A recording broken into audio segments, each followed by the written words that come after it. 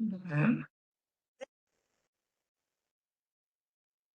All right. Assalamualaikum warahmatullahi wabarakatuh. So we will begin with our first lecture, which is chapter one. Everything is connected.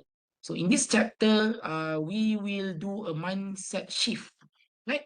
So now we need to open our mind to know that these days everything is connected, right? So nothing is in silo anymore, right?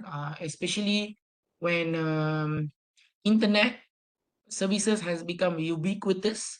So in humanity life these days, everything is connected. Even though at the front, it seems that the thing is not connected. But honestly, everything is now connected. Even how we run our cities, we run our transportation, we run our um, food production, in even into our everything, daily life, everything is connected. Yeah. So again, like I have mentioned to all of you, for our cities, yeah. So when we our running our cities, for examples, let's say in the city there is a lot of traffic light. So these days, with the ubiquity of internet, where internet is everywhere and is can cheaply available. So now for the internet, we have 4G, 5G access, which we can access from anywhere, and it is very cheap. Yeah. So now all of the traffic light is now connected to the central controller. Yeah. So that's mean each of the traffic light is not doing independent routing decision. So now it can be connected with another traffic light, maybe further down the road. Yeah. So everything is connected. Yeah. So in even our smart home, smart house, so everything also can be remotely controlled, and also we can do a lot of automation rules. Yeah. So as I have mentioned earlier. Yeah. So in this chapter one, we will further discuss on that topics. All right. Mm. So yeah, the one that we're going to discuss is first, before we going to talk about IoT, first let's talk about digital transformation. Yeah, so we're going to discuss how digital transformation can affect businesses, industry, and our daily life. Yeah, because nowadays everything is digital. We are not doing analog things anymore. Even if we are talking about the way we do business, yeah, when we doing our industry, our manufacturing industry, everything is digitalized. Yeah, and it's involve automation and robotics. And we're going to also discuss how digital transformation enable innovation, and how network provide the platform for digital business and society. So the keyword is networks. Yeah. So when we talk about Internet of Things, the main the main element in Internet of Things is internet first, which is the network. Yeah. So when internet has become ubiquitous, like I mentioned earlier, ubiquitous ni maksudnya senang dapat. Anytime, anywhere kita dapat, and we can do it, we access in a reliable manner. It become a platform for digital business and society. And device that connected, we're going to discuss about device that connected to IoT, and how we can configure IoT device to connect to network. And we're going to also talk about the exponential growth of connected IoT devices, and configure devices to communicate in the IoT, right? Okay, let's first talk about digital transformation. And this is, I think, the bread and butter for any businesses, even government. Yeah, so sebagai orang somehow yang akan graduate nanti, insyaAllah, when you are working with the government agency, or you are working with private sectors, you are the one that will transform or shape the future policy. Kan orang-orang tua macam kita orang dah. So kita orang ni sampai ke IoT ni sekarang, right? So the one that going to shape the policy is the future graduates. Yeah. So in the future, if we see now, everything must adopt a digital transformation. So dia buat digital transformation tu bukan simply pasal semua orang talk about digital transformation, then we going to do a digital transformation. Because when we learn, we know that digital transformation can increase efficiency. Ya, dia increasekan efficiency dan availability. Dan dia boleh support. So now we have 7 billion to 8 billion of population. So dengan hanya digital transformation, we can scale to reach at 8 billion people. Ya, kalau kita tak boleh scale. Okay. So let's see. So today, there are more smart devices than there are people, and many people are connected to internet 24 hours a day. Ya, so memang sekarang ni semua kita, we are very digitalized punya society. I'm not sure about overseas. Ya, even kalau saya pergi dulu belajar sampai ke UK pun, saya sambung belajar dekat United Kingdom. I can safely say that Malaysian society is not that left far behind. Even in some area, we are more connected and more digitalized than them, especially in terms of payment solution. Kalau dekat negara European, bila saya belajar dekat sana, dan saya pergi, mostly, yes, they are very highly educated society, but they are not really digitalized society. Kena tahu beza. Dia orang adalah very highly educated. Kalau nak cerita kat sana, most of people masters PhD punya level punya education. But in term of dia punya payment system, most of them are still using cash. And mostly they still using cash. And they prefer to use cash. Yang sekarang ni, we basically have e-wallet, even our government punya incentive pun dia bagi dalam bentuk wallet, e-wallet. So everything is e-transaction. That level of digital payment is only unique, not unique lah. I mean, we are the one that really fully adopt e-payment punya um, transaction, digital transaction, yeah. So by 2020, each consumer will have 6.5 smart devices. Yeah, and this is true. And this is prediction for 2020. By right, we already have 2026. And this is what basically is happening right now. Sekarang ni, semua orang basically akan ada lebih daripada 5 devices. Okay, so mungkin semua orang mungkin ada satu smartphone kot, tapi saya hari tu bila raya saya tengok orang yang ada 2 telefon ni adalah bukan benda yang satu pelik. Ni memang normal je sebenarnya orang ada 2 devices. Tetapi semua orang dia akan ada apa?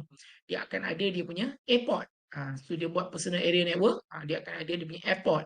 Tu apa lagi? Dia akan ada dia punya smartwatch. Betul apa lagi? Dia akan ada all the smart devices. Dekat kereta dia pun sekarang ni adalah connected cars. Ya, so semua tu adalah smart devices. And the only things that makes this transformation, maksudnya kita ada smart devices, smart services, is only made possible by digital network. Senang cerita internet tu. So internet tu dah jadi murah dan dia adalah readily available to be accessed. Bayangkan kalau kita ada smartphone, kita ada tablet, smartphone, airport, you name it. Tetapi internet kita tak stable. Boleh juga. Cannot. So the foundation of it is the modern digital network kita tu. Kita punya internet tu sebenarnya. Only then businesses, government, even consumer, the people itself, dia rasa selesa untuk dia adopt digital lifestyle ni. Kalau contoh, kita punya internet tak stable, kita doesn't have our modern digital network ni. Saya cerita kalau kita nak cerita pasal network ni macam agak kompleks sebenarnya, how internet work. Pasal itu pun, kita put an abstraction.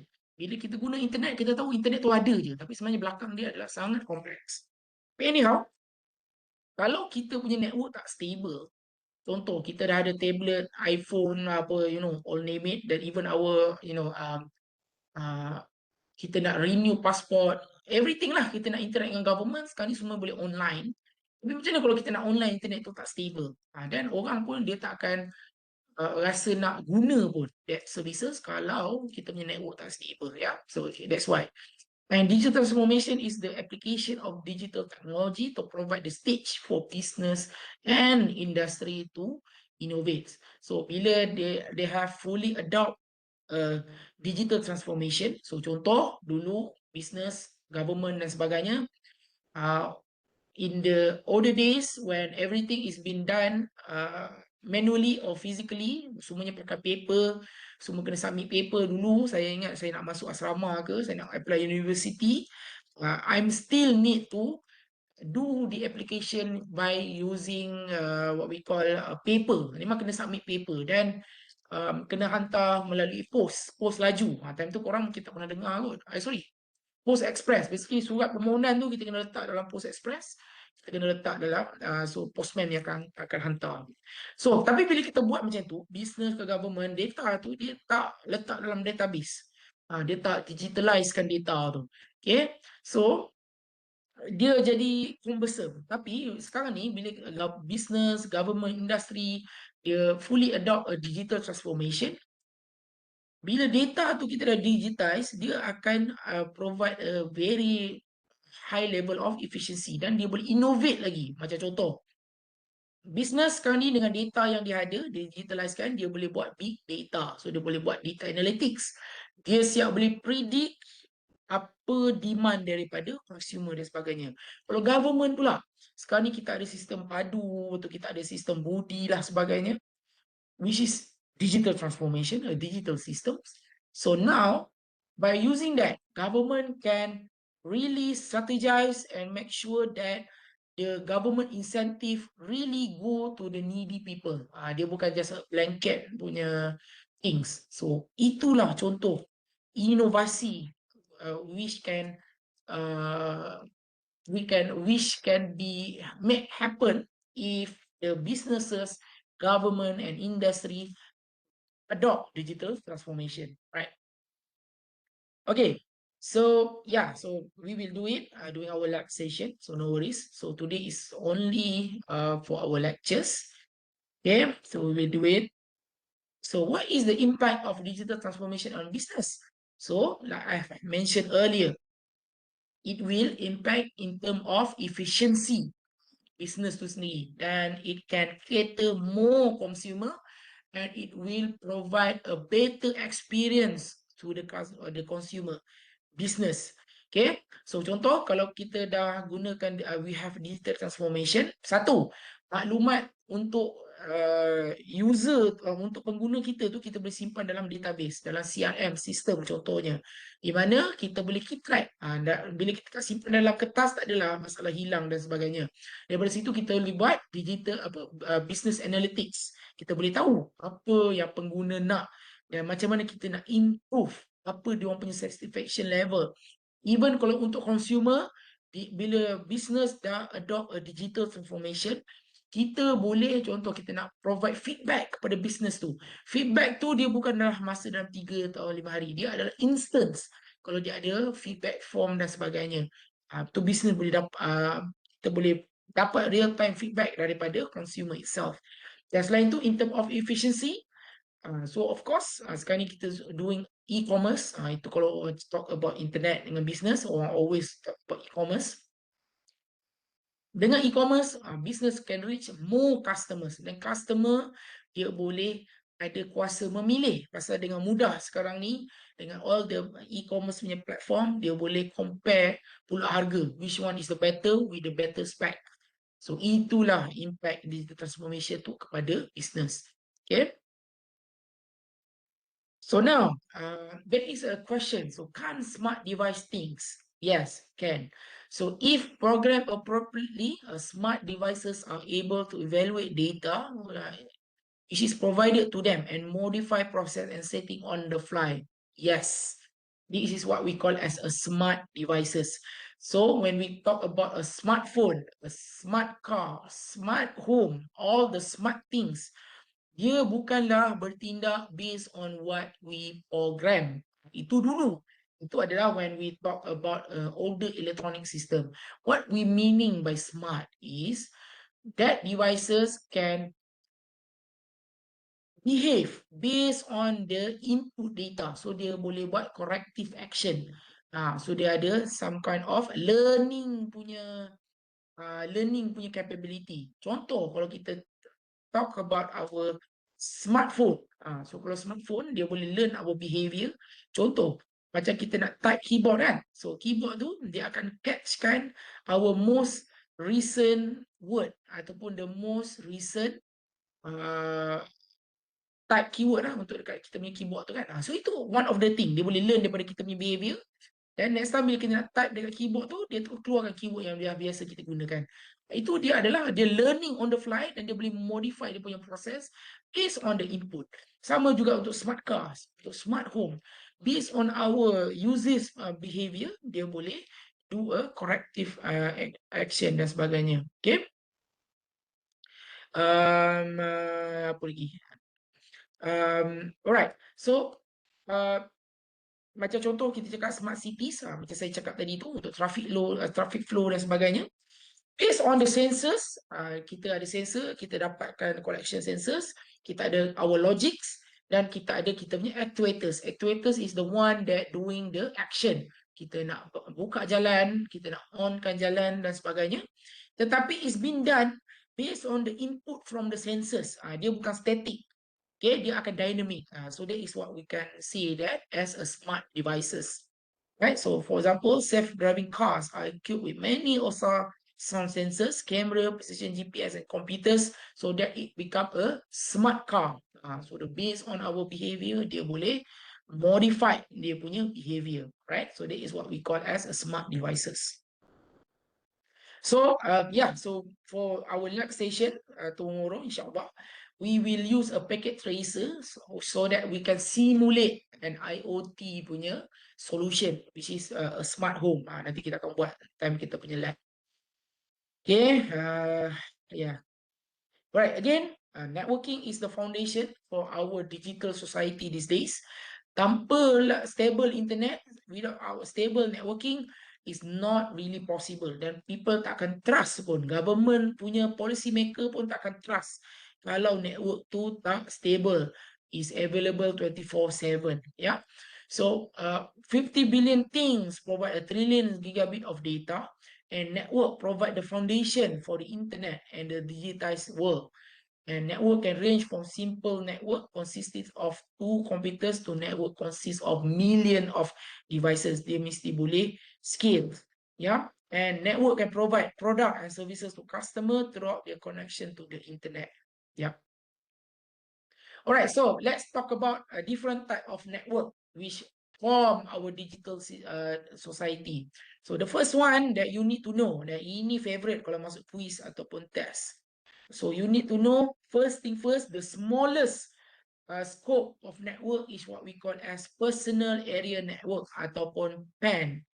Contoh, sekarang ni semua ada dia punya smart devices. So selalunya all the smart devices untuk kegunaan individu tu dia akan form a personal area network. Contoh, kita ada smartphone, kita ada tablet, kita ada AirPod, kita ada smartwatch. Semua tu dia akan connected kepada kita punya smartphone untuk jadi dia punya main hub. Okay, so that connection, the local connection, for our personal devices is what we call as personal area network. Dan selalunya dia akan menggunakan Bluetooth connection, which is small area punya connection untuk small area, dan dia provide acceptable bandwidth, dan dia juga support low powered punya operation. So that means dia tak taxing on our battery dan sebagainya. Itu when we call as personal area network. So now, when we have our personal area network, we have our smartphone, we have our laptop, our tablet. If let's say we want to communicate with other devices, okay, kita kena nak communicate dengan devices yang lain, kepunyaan orang lain, dan mungkin kita nak nak connected dengan internet, we have what we call as local area network, a larger network that plan. So for example, senang cerita local area network ni adalah macam dekat rumah kita tu. Dekat rumah kita, kita duduk dengan family kita, so we have our broadband services, kita ada wifi, so selalunya dekat rumah kita ada wifi. So dekat situ Wi-Fi tu dia akan keluarkan SSID. So semua pengguna dalam rumah tu yang ada multiple personal area network tu, maksudnya dia ada multiple devices, dia akan connect dengan Wi-Fi tu. So that connection will form a local area network. They can communicate with devices within the network which belong to other people, and usually this the local area network, the gateway tu, it will provide internet connectivity, which we will learn later on. Kita akan learn dekat wide area of the internet. Tetapi local area network ni jangan kita ingat hanya dekat rumah, even in our UiTM, in our universities. So the local area network which within the UiTM yang domain, we have what we call as a campus network. So kita ada local area network tu bila besar sampai satu campus ni, kita panggil dia campus area network, which consists of multiple lab, multiple room, multiple classroom, multiple building, multiple faculties, all connected within its own local area network or campus area network. And in that LAN network consists of multiple devices connected dekat LAN tu. Okay. And let's say when we want to talk about what area network, so for examples, in UiTM, we have UiTM Shah Alam campus network. We also have another campus, which is at Perlis or at Negeri Sembilan, at Johor, at Sarawak. So how these campuses can communicate with UiTM Shah Alam, the HQ, so that lecturers, students in that campuses able to access services in UiTM Shah Alam, LAN dekat Shah Alam. So how to communicate this campus network or the local area network, we are using wide area network, the connectivity. Then when we talk about wide area network, we will use the internet service provider punya services. Dia akan, kita ada solution macam Metro E dan sebagainya, so that we can connect these two campuses. Yeah, but when the LAN within the UiTM, even the campus network can communicate with other UiTM branches, it's not enough because it's only within the UiTM domain. But how about if we want to communicate with other universities? We want to communicate with University Malaya. We want to communicate with USM. We want to communicate with Google. We want to communicate with student which is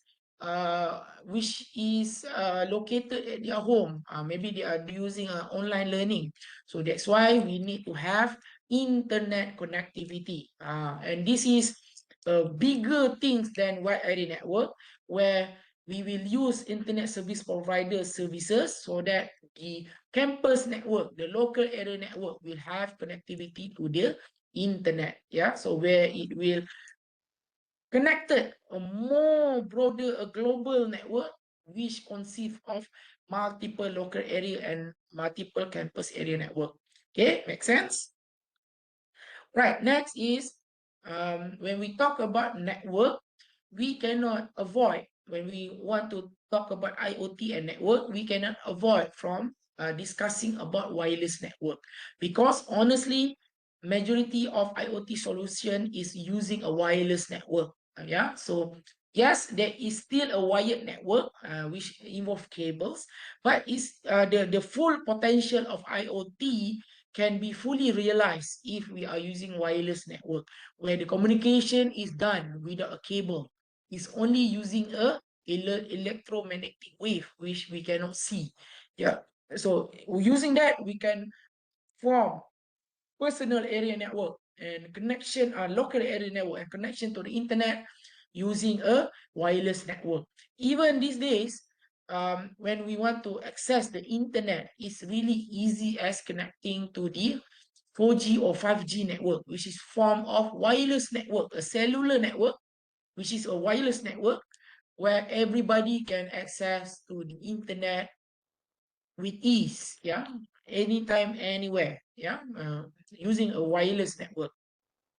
Next is the cloud, which is the data center or group of connected servers used to store, analyze data and provide access to online application and provide backup services. These days, most of the IoT solution will store their long-term data, their monitoring data at the cloud, yeah, because when we have the cloud, when we have connected to the cloud services, our IoT solution, our IoT services can talk to another IoT solution. Yeah, so it can do service to service, machine to machine communication by using the cloud as a medium.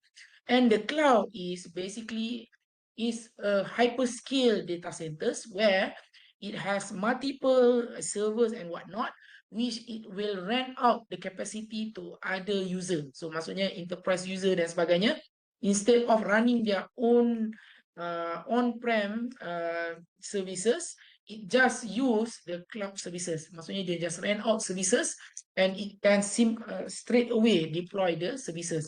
So the highly centralized infrastructure, which is the cloud, so that it can deliver seamless IoT punya solution. And the punya data center ni dia tak banyak. Macam even kat Malaysia, let's say we are using Amazon or Google Cloud Services. Dia punya data center dekat Malaysia, dia mungkin hanya ada dekat area Menara Ames ataupun dekat Johor, where there is a big data center which the cloud provider put their equipment, yeah. And but there is a gap. So let's say our IoT solution, yeah, everything is, yeah, we are still using the cloud for long-term storage, but there is a gap. There needs a middleman between the end user punya devices, end user punya IoT punya devices to the cloud. So that is what we call as the edge. So why we need the edge? Because the distance, the latency, the distance between the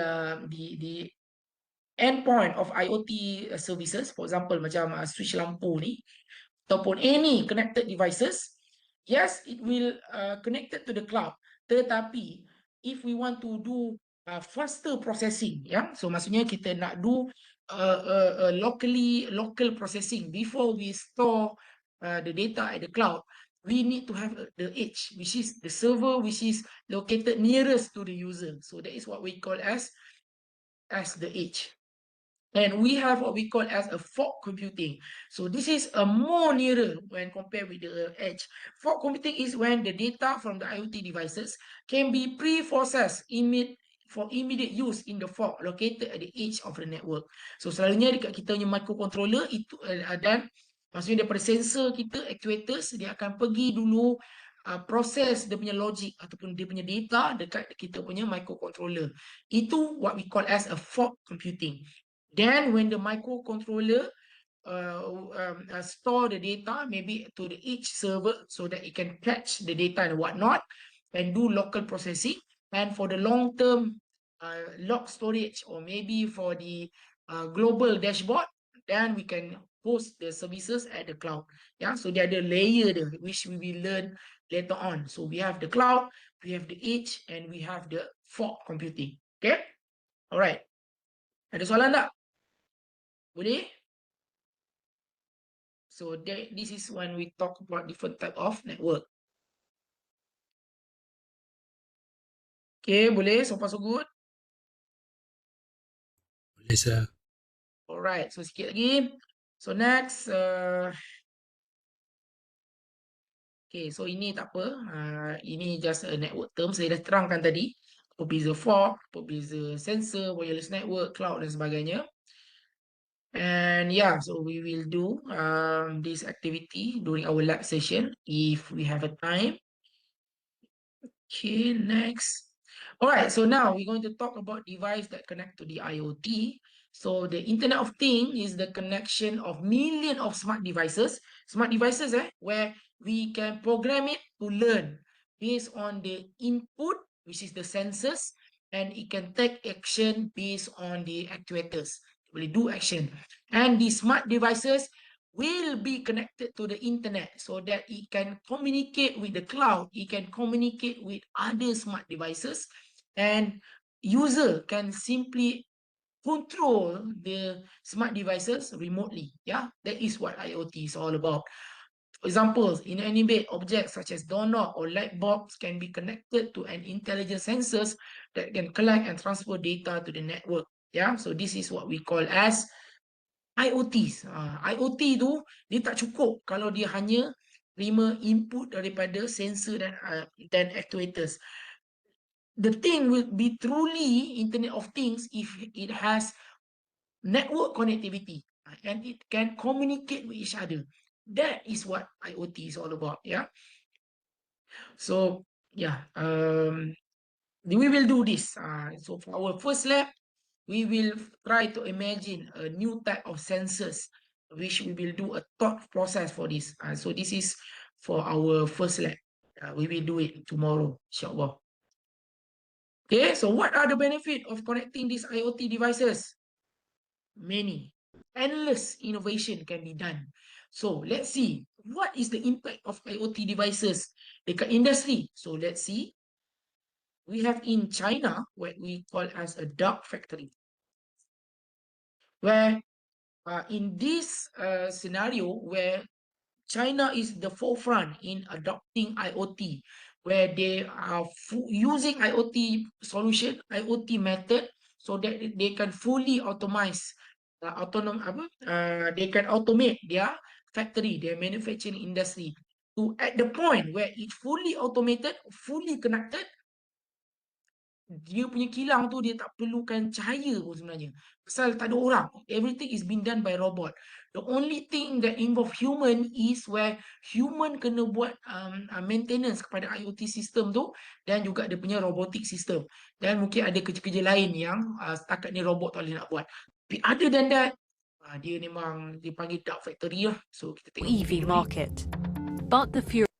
Yeah, let's see. With lights dimmed and no workers in sight, this car factory in China uses hundreds of robots to churn out dozens of electric vehicles an hour, 24/7. This is a dark factory, an area of the plant so automated and with so little human presence that, in theory, the lights could be completely shut off. Factories like this one are part of China's bid to use hyper-automation to dominate the electric vehicle or EV market. But the furious trade war between Washington and Beijing raises a key question. Who is going to buy all these new cars? For decades, the abundance of cheap labour explained why China was seen as the world's factory floor. But the economy is changing. The labor costs had been going up in China for many years. I think it happened faster than many people in the West expected. And so if you're a factory owner, you want to find a way to blunt the impact of that. And automation is one very obvious way. Rapid advancements in robotisation has helped create what is now known as dark factories. 当我们在焊装车间有800多台机器人同时在工作，这里边呢几乎可以实现完全关灯生产。 This is Zeekr, a Chinese luxury EV maker founded in 2021, whose cars cost up to $125,000 apiece. In its flagship factory in northeastern China, the automaker can already produce up to 300,000 cars a year, or more than 800 cars a day. For comparison, Tesla has similar production levels, but it took more than a decade to achieve this volume. For Zeekr, robotisation has a double advantage. 那我们也要面临人员的成本的上升，那我们希望能够通过自动化的方式，能够帮助来提高更高的产品，更低的这个制造成本。 Some tasks still require a human touch, such as the meticulous assembly of the cables that run throughout the car. Workers also go into the factories to perform tasks like robot maintenance. The company's ambition is to keep automating, to deliver its cars to customers even faster. In China, Zeekr is not an outlier in automation. According to the International Federation of Robotics, in 2023, every other industrial robot installed in the world happened in China. The country's levels of robotization have grown sevenfold since 2015, when President Xi Jinping introduced a Made in China 2025 initiative to transform its image from the world's factory into an innovative manufacturing powerhouse. And the aims are to be able to produce more of what China needs at home and to get to a level of technological advancement where they don't need to rely on the US and Western countries anymore for inputs, or to reduce that reliance as much as possible, and even to be able to produce enough that they can export. And part of that was to have robotics play a larger role in the Chinese economy. Some American automakers believe China's widening EV lead, boosted by cheap state loans and subsidies, poses an existential threat to the industry. When you have a country like China, where much of the auto industry is increasingly automated, the sky is the limit.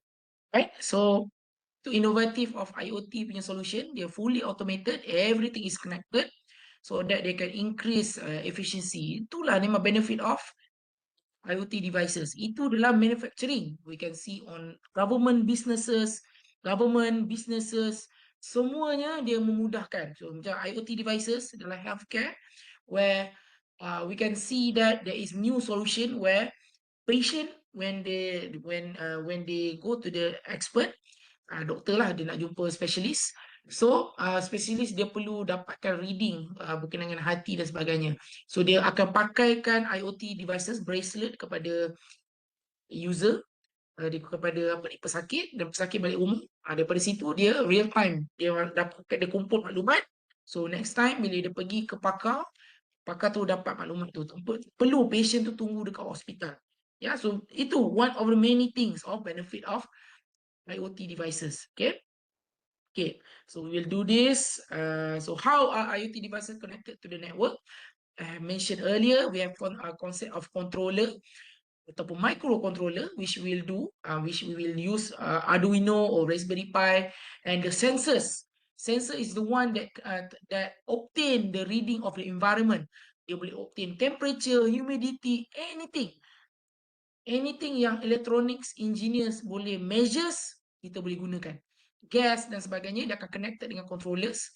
Dan juga actuators, which the one that doing the action.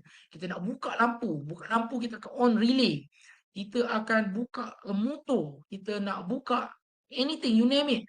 That is what we call as actuators, the one that doing an action based on the feedback of the sensors.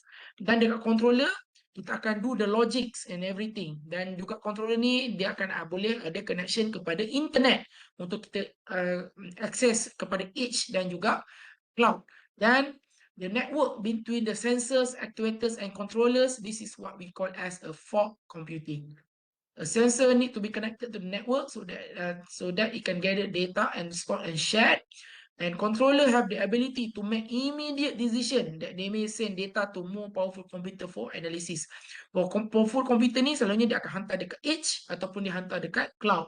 Okay, so for more power. But for immediate punya processing, decision, logic tu kita akan letak dekat kita punya microcontroller yang korang akan beli tu. Uno ataupun kita akan pakai ESP12E tu. Alright, so this one is the fog. Okay, sensors are the one that will work with a device which called as actuators. Actuators is the one that take electrical input and transform it into a physical action. Apa kita nak on? Kita on pagar, kita on motor dan sebagainya. Yeah, so this one. So yeah, and we will do this during our lab session where we're going to simulate a smart home, right? And when we simulate this, we can we know lah how we're going to do an IoT solution so that we can have a smart home deployment. Okay, we will do it later on. Okay, so what is the future of network? Of course, when we think about artificial intelligence, when we talk about internet these days, we cannot avoid from having an artificial intelligence. So sekarang ni kita ada edge computing, kita boleh embedded kan AI model dekat dalam edge computing tu. So now the IoT solution can somehow ada learning ability, dia ada machine learning, so they can think on their own. Okay, so far kita ada smart devices. Yes, it can change its behavior based on the input and do the action via the actuators, but it's still limited to the logic that we have programmed. But with machine learning, based on the pattern, long-term pattern that it's learned, it can do so much more. For example, it can do prediction, it can do a classification, which is not really possible when we just only have a smart devices. Now, not only we have a smart devices, we have a thinking devices. Yeah, so that is what we the benefit of embedding an AI model into the IoT solution. Okay, so I think, yeah, so that's all for today's chapter, for chapter number 1. So far, what I can summarize is, first, these days, business need to adopt digital transformation. Not because everyone is doing digital transformation, then we need to do this business digital transformation. But because there is a extra benefit if we are doing a digital transformation, and all of this digital transformation, IoT, to fully automate all of these things is only made possible if we have a digital network, which is a stable and reliable digital network.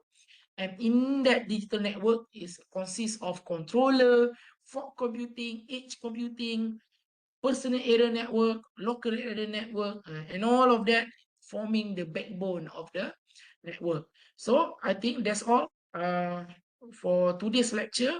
Any question from the floor? Saya buka untuk pertanyaan.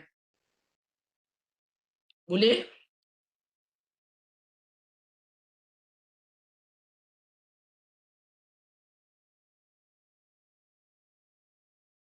Alright, okay, thank you Iman. So kalau tak ada soalan, saya assume everything is okay. Yeah, so that's all for me. So thank you very much. So that is for today's lecture. So hopefully I can upload this recording to YouTube so that you can maybe do a revision later on. So yeah, thank you very much. So